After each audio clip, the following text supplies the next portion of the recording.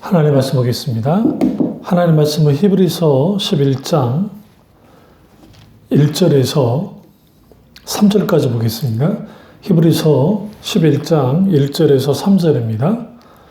믿음은 바라는 것들의 실상이요 보이지 않는 것들의 증거니 선진들이 이루어서 증거를 얻었느니라. 믿음으로 모든 세계가 하나님 말씀으로 지어준 줄 우리가 아나니 보이는 것은 나타난 것으로 말미암아 된 것이 아니니라. 아멘. 말씀 제목은 무엇을 믿느냐가 믿음을 결정합니다 라는 제목으로 말씀을 나누겠습니다. 무엇을 믿느냐가 믿음을 결정합니다 라는 제목으로 말씀을 나누도록 하겠습니다.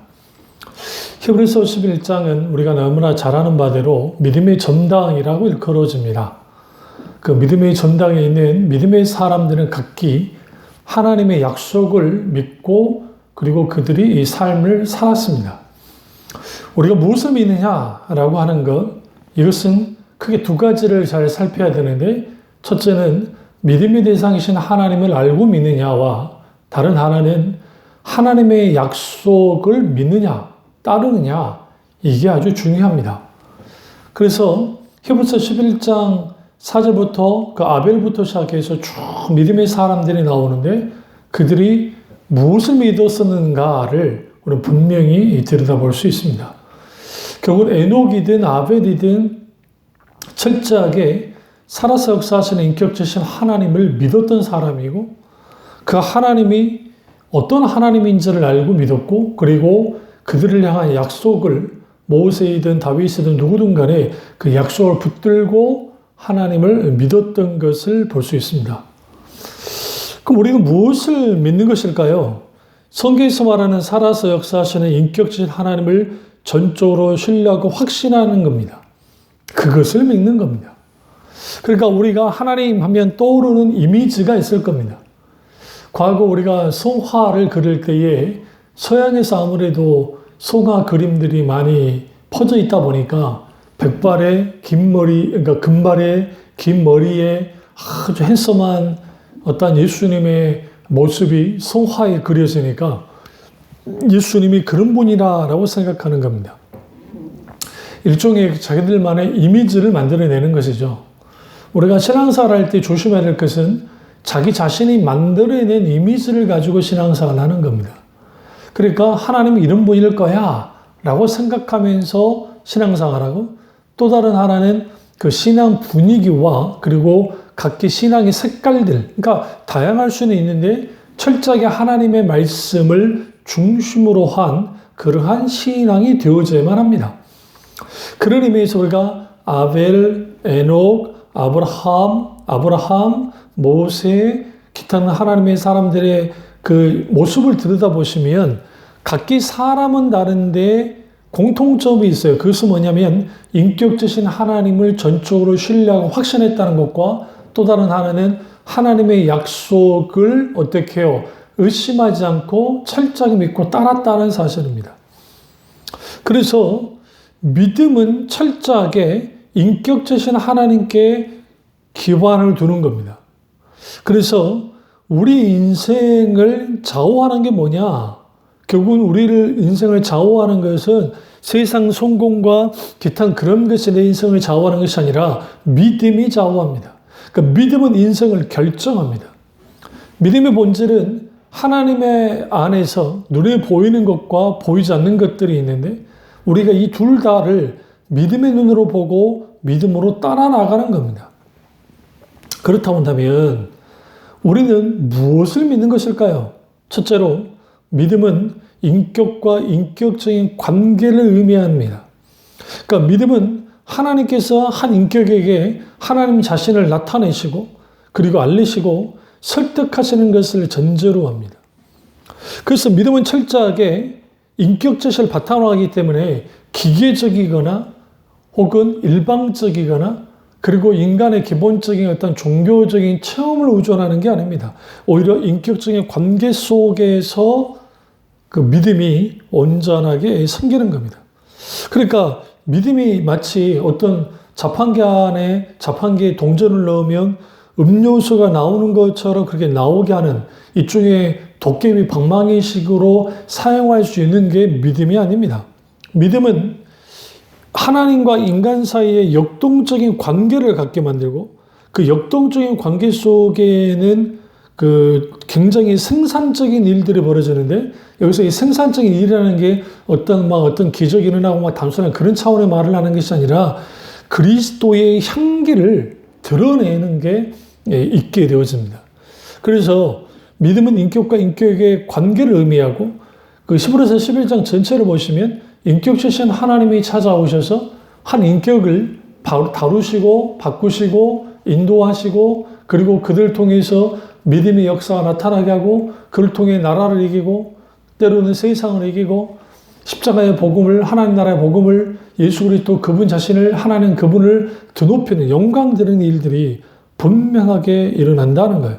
그래서 우리 무엇을 믿느냐? 믿음은 인격체이신 하나님을 믿는 것이다. 그리고 믿음은 인격과 인격 사이의 관계 속에서 생겨난다. 결국은 하나님 그분의 인격체이시기 때문에 인격을 바탕으로 하는 믿음 안에 성경이 말하는 참 믿음이라는 거예요. 그러니까 우리가 무엇을 믿느냐에 따라서 참 믿음이 결정되어지는 것처럼 인격체를 바탕으로 한 믿음만이 참 믿음을 갖게 합니다.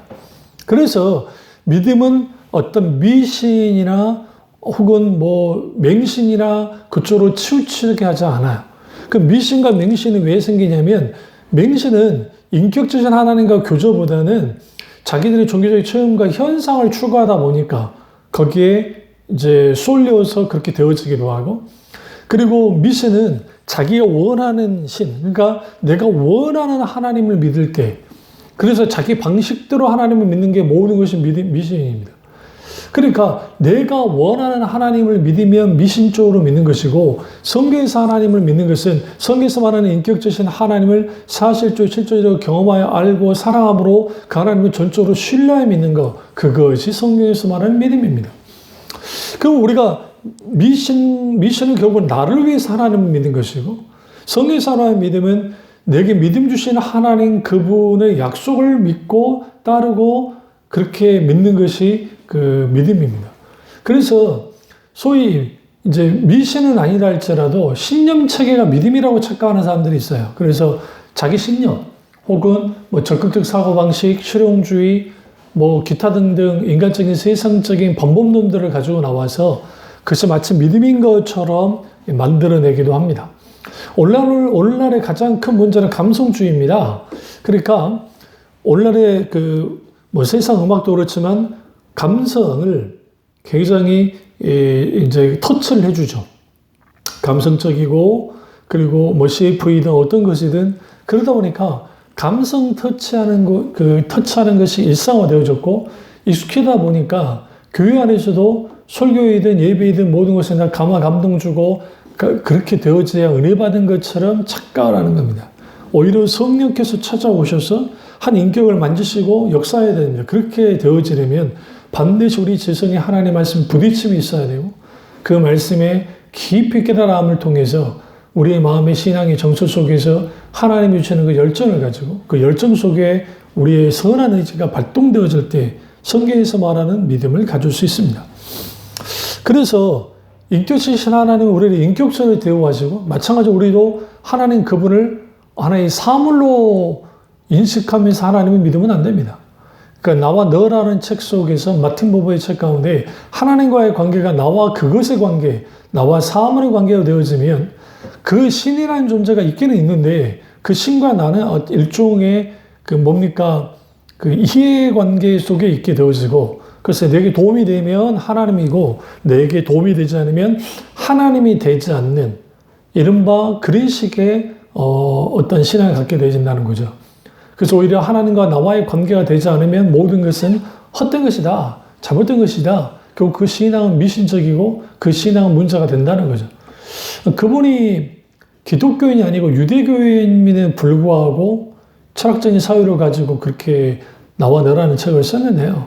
맞습니다. 우리가 하나님과의 관계가 나와 너의 관계로서 인격적인 관계가 되지 못하면 하나님을 우상 섬기듯이 섬길 수 있습니다. 그런 믿음이 참 믿음이 있다는 것은 불가능하게 되는 겁니다. 두 번째로 믿음의 법칙은 세상의 법칙과 다르다는 겁니다. 우리가 무엇을 믿는 겁니까? 믿음의 법칙을 믿는 겁니다. 세상의 법칙은 인과율을 따릅니다. 인과율이 뭐냐면 원인이 있으면 결과가 있다는 겁니다. 그래서 내가 노력한 대로 얻고 심은 대로 거두는 거, 이것은 하나님이 만드신 일반 섭리 속에서 당연한 것입니다. 그걸 부정하자는 게 아닙니다.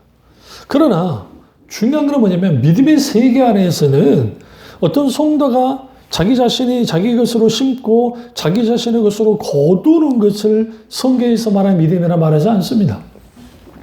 우리가 은혜 받는 거, 믿음을 갖게 되어지는 거, 구원받는 거, 오직 다 주님의 은혜로 가능한 겁니다.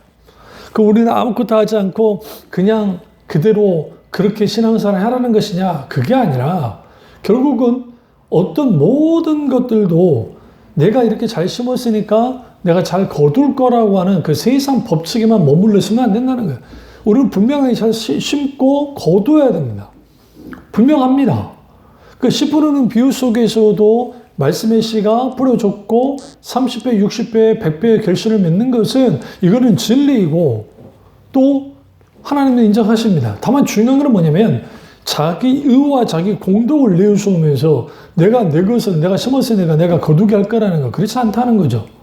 그래서 사도 바울이 나와 아볼로가 심었고 물을 자라나게 하신 분은 하나님이시다라고 말하는 것처럼 결국 우리가 심었다 할지라도 결국은 자라나게 하신 분은 하나님이신 것처럼 때로는 구원의 세계 속에서는 인과율을 뛰어넘는다는 거죠. 내가 믿을만 하고 내가 구원받을 만해서 구원받는 것이 아니라 구원받을 수 없는 나를 주님이 구원하셨기 때문에 구원받는 겁니다. 그게 인과율을 뛰어넘는 믿음의 법칙입니다. 그래서 성도의 삶은 하나님으로부터 시작해서 하나님과 함께하고 하나님으로 인해서 결실을 맺는 것, 그것이 성도예요.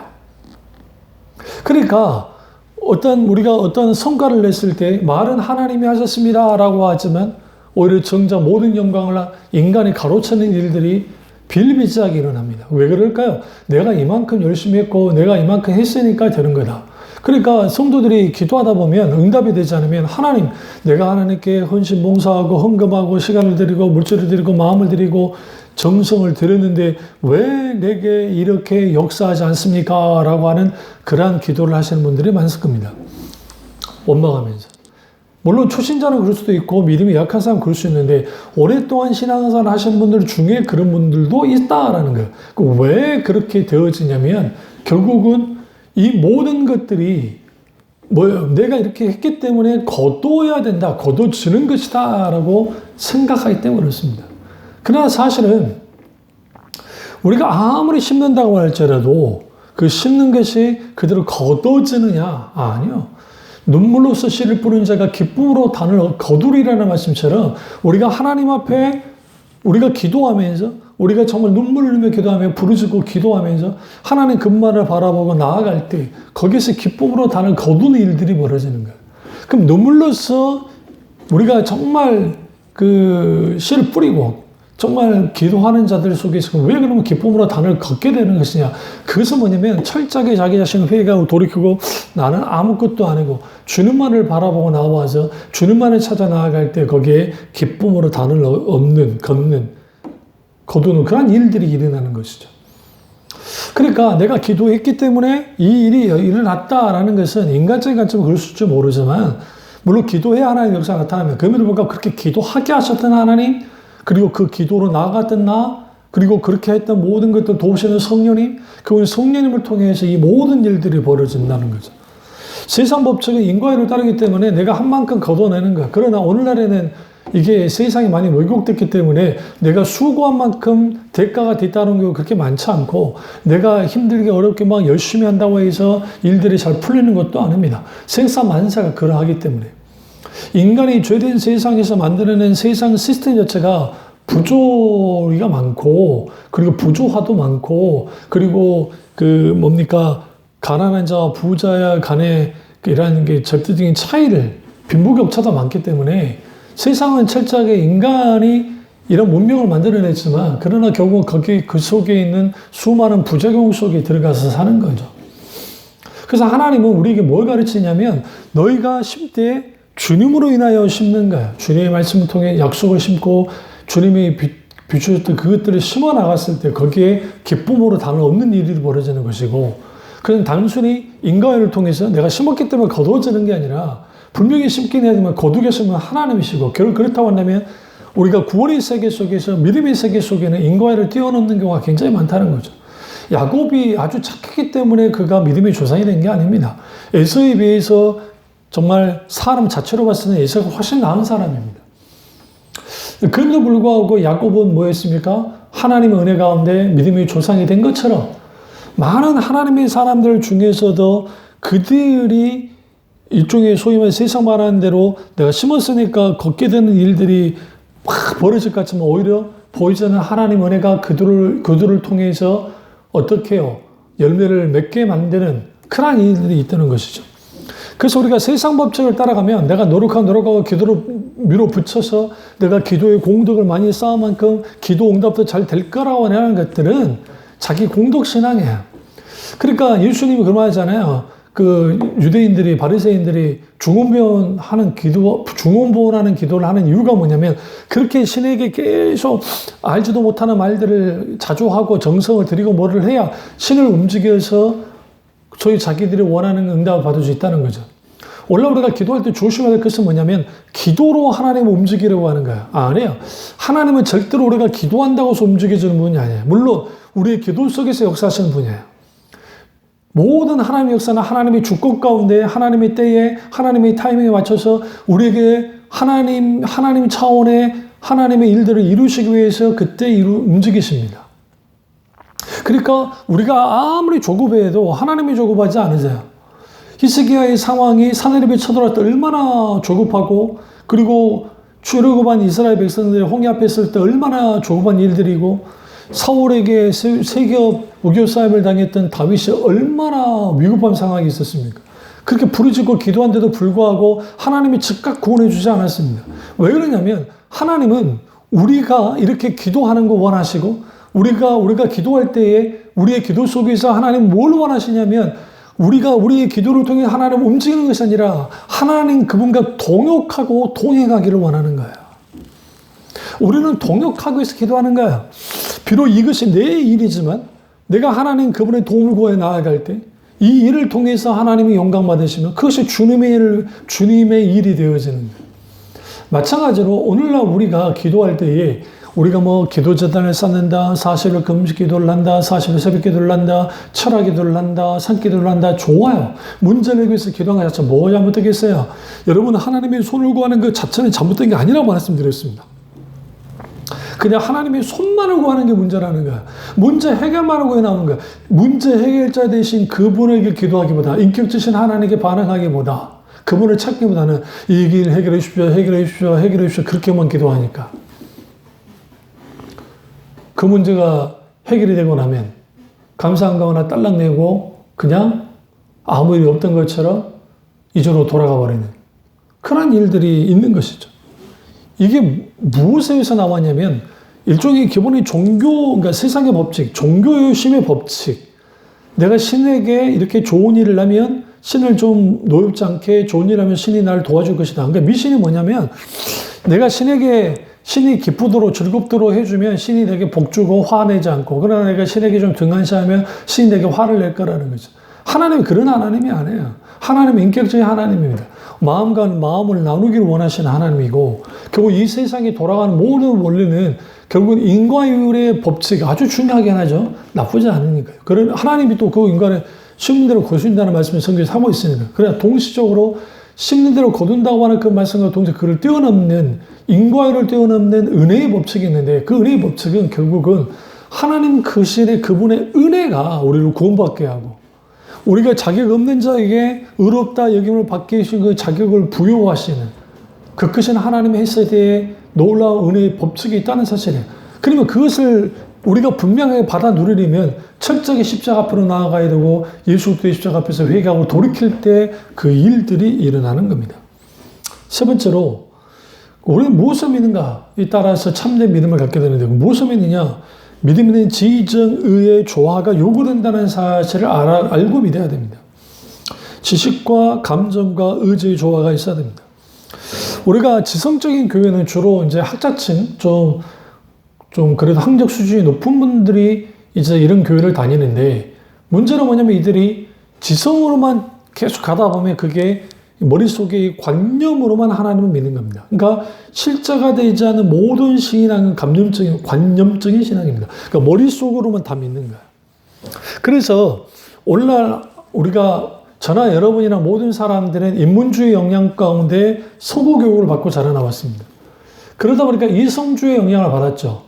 근데 이성주의가 이제 학문을 발전시키고 과학을 발전시키고 참 좋은 일들을 많이 하긴 했는데, 내가 머릿속에 뭔가를 알고 있으면 그것이 다 된가라는 생각을 해요. 근데 그것을 왜 그러냐면 교육체 자체가 달달달 외워서 하면 이제 기억력이 좋은 사람들, 그런 사람들이 좋은 성적을 받잖아요. 그러다 보니까 이제 교육 안에서도 내가 성경을 달달달 외우고 성경 공부를 열심히 해서 머릿속에 가득 채웠다는 거죠. 머릿속에 가득 채워서 내가 알았기 때문에 이제는 내가 아니까 나는 잘 믿고 있다고 생각해요. 그건 별개의 문제입니다. 다시 말하면 내가 알게 된 그 말씀을 삶에 살아내지 못하면 그 안다는 것은 내 머릿속에 있는 것 뿐입니다. 우리가 하나님을 이해할 때도 마찬가지예요. 성경에서 말하는 하나님이 계세요. 그리고 그걸 교리로도 알아요. 그런데 그 살아서 역사하신 하나님을 삶의 현장에서 사실적으로 실제적으로 개인적으로 경험하여 알지 못하면 그 하나님을 아는 게 아니라 그냥 하나님에 관해서 하는 것 뿐이에요. 그걸 믿음이라고 생각하는 거예요. 그러니까 하나님을 관해서 하는 것을 아는 거라고 생각하니까 자기들은 하나님을 안다는 거죠. 그렇지 않습니다. 성경에서 말하는 하나님을 알려면 성령의 조명 가운데 인격적인 하나님의 말씀이든 다양한 성경의 놀라운 역사 속에서 그분을 경험하여 알아야 돼요. 아브라함이 단순히 이론적으로 하나님을 알고 믿었나요? 그 계시하신 하나님을 만났기 때문에 만나고 그 하나님 어떤 하나님을 알았어요. 근데 중요한 건 뭐냐면 그 하나님을 알아가는 과정들이 있어요. 경험을 통해서. 처음부터 그가 창조주 하나님, 그 하나님을 말 그대로 구원의 하나님을 알았을까요? 구원의 하나님을 그 족장시대에서 알지 못했어요. 여호와 하나님을. 여호와 나의 구원자가 되시는 하나님, 구원하시는 하나님. 그것은 모세가 호레산 떨기나무에서 하나님이 계실 때 거기서 구원하시는 하나님을 만났어요. 여호와 하나님 만난 거예요. 야훼 하나님 만난 거죠. 그러면 아브라함이 만난 하나님이 어떤 하나님입니까? 엘샤다의 하나님, 전능하신 하나님을 만났습니다. 엘, 샤다이 할 때 이제 고대 아카드에서 이제 나왔는데요. 근데 이 단어는 전능하신 하나님이라는 표현도 있지만 젖을 먹이시는 하나님이라는 의미도 있습니다. 다시 말하면 뭡니까? 족장들을 하나님의 사람들 그렇게 젖을 먹이듯이 양육하셨던 하나님이세요. 그리고 아비멜렉과 계약을 아브라함이 할 때에 엘 올라함의 하나님, 영원하신 하나님께 찬사를 드립니다. 그 하나님을 경험했고, 우리가 너무너무 잘 아는 모리아산에서 예비하신 하나님, 여호와 이레의 하나님을 경험했던 것처럼 단순히 이론한 겁니까? 경험한 거예요. 그래서 그 여호와 이레의 하나님, 야훼 이레의 하나님, 근데 그 이레는 주 노예 하나님이 예비하신다라는 의미도 있지만, 그러나 거기에는 공급하시는 하나님이라는 의미가 굉장히 강해요. 그 하나님을 공급하셨다는 거죠. 그래서 쭉 창세기를 잘 보시면 거기 전능하신 하나님이라는 표현이 아브라함, 이삭, 야곱을 향해서도 쭉 전능하신 하나님이 엘샤다의 하나님이 그들은 엘샤다의 하나님을 한 거예요. 그러니까 창세기 1장에 나오는 신명칭, 그 다음에 창세기 2장에 나오는 신명칭이 달라요. 창세기 1장에 나오는 신명칭은 엘로힘이라고 하는 삼일체 하나님의 신명칭이 쓰여 있어요. 그러니까 엘로힘이라는 의미는 복수적인 의미가 있는데 하나님이 다신이나 말은 아니고요. 그것은 강하다. 이게 우리가 영어로 워터 하면 물이지만 워터스 s를 붙여놓으면 워터스 하면 워러스 하면 뭐가 돼요? 그게 홍수가 되는 것처럼 하나님 그분의 강함을 나타낼 때, 능함을 나타낼 때에 엘로힘이라고 하는 그 하나님이 창조주 하나님으로 드러납니다. 그러니까 창조주 하나님, 그 하나님이 계시됐고 그 창조주 하나님을 안 거죠. 경험한 거죠. 근데 그 창조자 하나님은 무소부지하시고 광대하시고 그 하나님은 크기 때문에 인간에게 나타나실 때에 하나님 그분을 드러내세요. 그런데 그 하나님 우리가 인간의 지혜와 힘으로 깨달아 알 수가 없고 우리가 천국 가서 영원한 천국에 간다 할지라도 인간의 지혜로 하나님을 알 기는 한 번도 없어요. 하나님이 계시한 만큼만 알 수 있어요. 그래서 하나님이 계시하신 겁니다. 어떻게? 여호와 이레의 하나님으로 나타내 보여주신 거죠. 엘샤다의 하나님으로, 그다음에 엘로힘의 하나님으로, 모세기는 여호와 하나님, 야훼 하나님으로 그렇게 나타내 보여주심을 통해서 그 하나님을 믿게 된 거예요. 단순히 머릿속에 내가 하나님을 안다고 해서, 내가 지식을 안다고 해서 하나님을 아는 게 아니라는 거예요. 제임스 패커 목사님 책에 하나님을 아는 지식이라는 책을 읽어보시면 여러분이 좀 더 깊이 제가 무슨 설교를 하는지 알 수 있고요. 또 다른 하나는 감정으로만 신앙생활 하는 거, 이것도 굉장히 위험합니다. 감정주의의 장점은 뭐냐면 즉각적인 반응이라는 겁니다. 그래서 그 감정주의가 아주 사람들을 열광하게 만들긴 하는데, 이제 문제는 뭐냐면 인간의 감정, 마음은 급하게 식어지기도 하고 뜨거워지기도 합니다. 그걸 권태감도 쉽게 느낍니다. 그러니까 소위 그 으쌰으쌰, 소위 부흥운동, 막 그 열심히 열광주의 그런 것들을 하면 사람들이 열광스럽게 막 분위기를 연출하고 기도하고 찬양하게 합니다. 그러니까 그게 유지되어지려면 자극이 필요해요. 자극이. 모든 그리스도인들은 하나님의 말씀의 자극을 받아야지 인간의 감정에 막 자극받으면 안 되는데, 강단에 선포되는 설교도 감정주의적인 설교가 나타내고 찬양도 감정주의적인 설교가 넘치기 시작하고, 그리고 그뿐 아니라 예배의 모든 그러니까 세밀한 장치들이 그렇게 감정주의가 넘쳐나기 시작할 때 거기에 당연히 뭐가 없어요. 실제인 성령 역사가 일어나지가 않아요.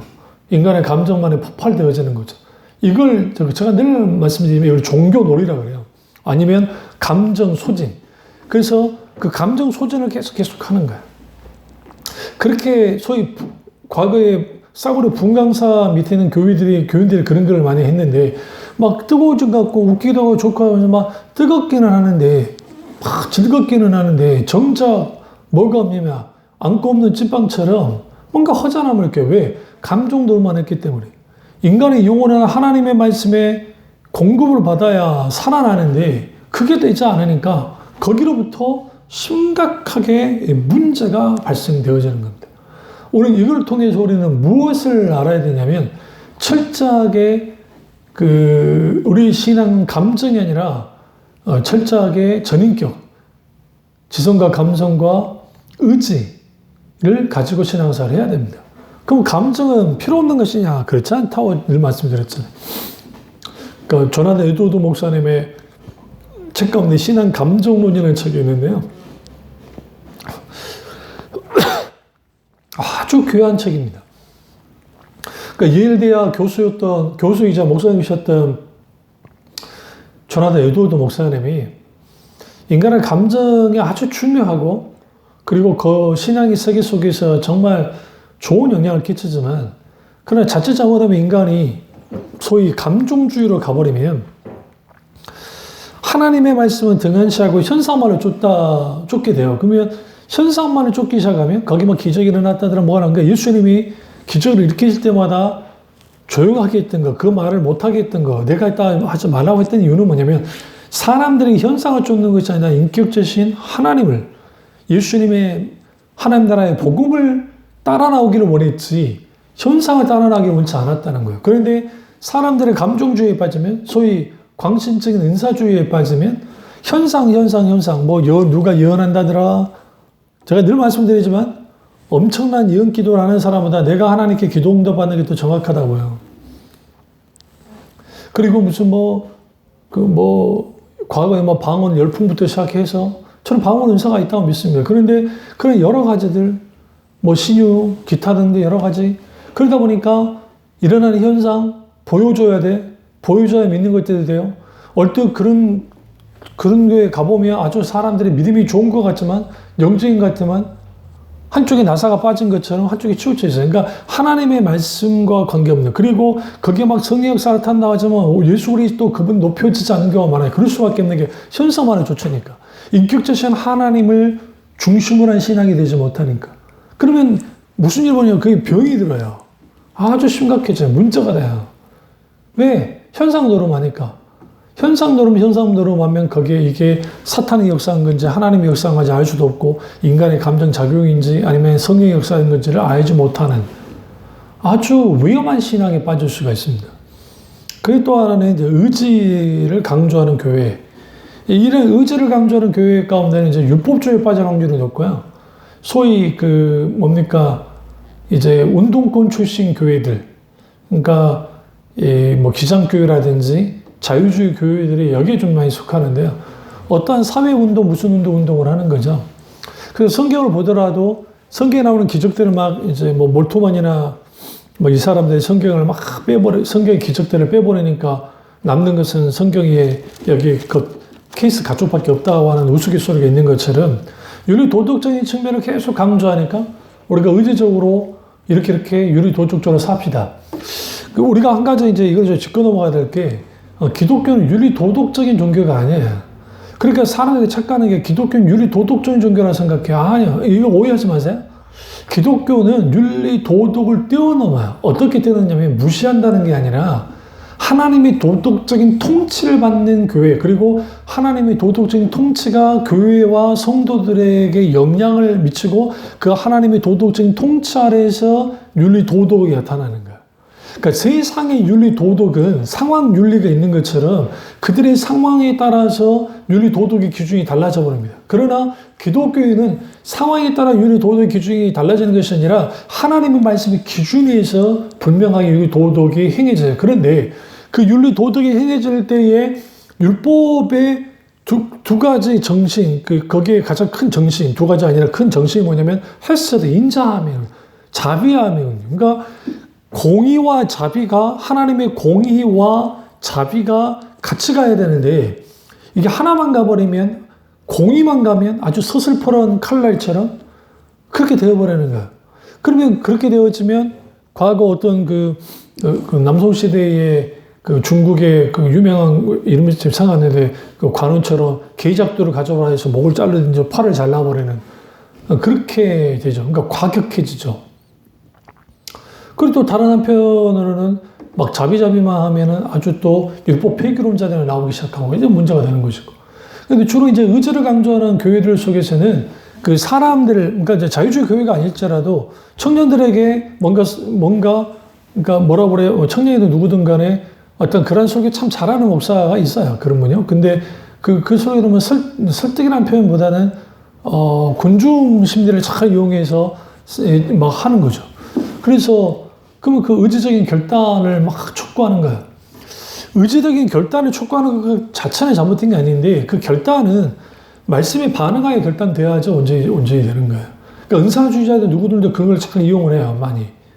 그래서 그걸 또 누가 뭘 받았다더라, 뭐 11절에 뭐 했더니 뭐 뭘 받았다더라 하면서 그걸 이용해서 뭐 의지적 결단을 막 하게 만드는 그런 일이 벌어지기도 하고.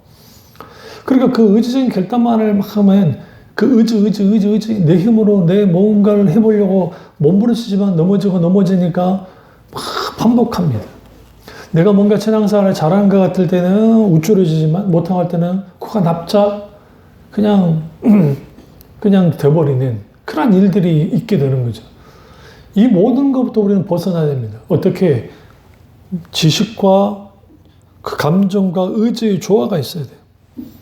그래서 우리는 철저하게 이 지정의의 어떤 그러한 분명한 그 어떤 신앙으로 서야 예수 그리스도 그분을 닮는 예수님의 제자된 그리스도인이 될 수 있습니다. 그러니까 지성으로 하나님에 대한 지식만을 추구하는 신앙에 빠지거나 감정적으로 신비주의적인 명상에만 몰두하거나 아니면 사회적 개혁만을 촉구하는 의지적인 신앙에 딱 빠져버리면 하나같이 정말 핵심적인 것들이 다 빠져버려요. 그러면 이제 거기서 문제가 되는 것이죠. 그래서 그 예수님의 제자들의 분포를 보시면 어부. 그러니까 베드로는 아주 감정적인 사람이잖아요. 즉각적이고. 뭐 그런 사람이 있었고. 그 다음에 셀로데인 시몬, 셀럽당. 오늘날 말하면 과격파 아닙니까? 굉장히 좌경 쪽에 있는 그런 사람. 셀롯이라는 게 칼을 품고 있다는 거니까 그 유대 앞잡이들을, 그러니까 로마 앞잡이들을, 그 사람들을 막 암살하는 사람이 셀롯이 시몬이에요. 그러니까 시몬이도 그런 사람이고. 그런데 또 그 로마에 빌붙어서 세금쟁이였던 마태, 또 그 마태 같은 사람도 있고. 그러니까 주로 어부 출신들이 많았지만 그들의 하나를 어우러질 수 있었던 게 이유가 뭘까요? 이상하지 않으세요? 하나는 감정주의, 막 그런 사람들, 그리고 유대 어떠한 그 빌붙었던 사람, 아니면 좌파적인 사람. 근데 복음 안에서 예수 그리스도의 십자가에서 이 모든 것이 녹아졌죠. 맞습니다. 우리의 각 사람들의 그 인격에는 지성, 감성, 의지 중에 어떤 사람은 지성이 좀 치우쳐 있고 감성에 의지에 치우쳐 있을 수는 있습니다. 그러나 이 모든 것들은 균형을 이루어야 돼요. 그래서 균형을 이루는 신앙을 분명하게 갖게 될 때, 그랬을 때 균형 잡힌 우리가 온전한 신앙을 갖게 되어지고 성경에서 말하는 참된 믿음을 갖게 되는 겁니다. 그러니까 우리가 설교 들을 때 조심해야 될 게, 저 설교 내가 다 알아가 중요한 게 아니라 아는데 내가 살아내고 있어가 중요해요. 근데 살아내는데도 나의 의지적인 단순한 결단으로만 사는 것이 아니라, 물론 그것도 필요하겠지만, 그러나 그러한 선한 의지가 발동이 되려면 반드시 뭐가요? 하나님의 놀라운 은혜가 있어야 되고 성경의 충만함이 있어야 돼요. 여러분 그렇지 않나요? 여러분 죄를 지으려고 노력하지 않아도 죄 짓잖아요. 그런데 하나님의 말씀을 순종하는 데는 우리가 힘써 애쓰지 않으면 뭐가 안 돼요? 하나님의 말씀을 지키는 게 불가능해요. 그러니까 세상에서 나쁘고 소위 인간의 어떤 기본적인 게으름과 나타난 게 아니라 이 모든 것들은 가만 놔두면 저절로 다 돼요. 그래서 신앙에 각성함이 없는 사람들, 근실하게 깨어 기도하지 않는 사람들, 깨어있지 않는 사람들은 그 신앙이라는 게 이른바 어떻게 되어져 버리냐면 그 흘러가는 물처럼, 강물처럼 쭉 흘러가 버려요. 세상 주를 따라서. 당연히 전익적인 신앙 가질 수가 없죠. 참된 믿음을 갖기는 불가능하죠. 거슬러 올라가는 연어처럼 우리는 올라가야 돼요. 근데 그 힘이 어디로부터 오냐고요? 하나님의 은혜로부터 와요. 단순한 우리 의지로 하는 것은 한계가 있어요. 그래서 우리는 늘 매 순간순간 하나님 은혜를 구해야 되고, 그 은혜 가운데 우리가 어떻게 해요? 전인격적인 지성과 감성과 의지가 균형 잡힌 신앙을 가지며 신앙생활을 해야 됩니다. 이 사실을 깨닫고 우리가 정말 내가 무엇을 믿는가 분명하게 살피셔서 하나님이 원하는, 성경이 말하는 그 믿음을 가지고 참된 믿음을 갖는 교우들 다 되시기를 주님으로 축원합니다. 기도하겠습니다. 사랑의 주, 역사주, 은혜의 주 우리와 함께 하시고 우리가 참된 믿음을 가지고 신앙생활을 하시며 그 놀라우신 하나님 은혜 가운데 이 믿음을 드러내며 살아갈 수 있도록 은혜 베풀어 주시옵소서. 주님 안에 홀로 영광 받기 원하고 예수 주님의 이름으로 기도드립니다. 아멘.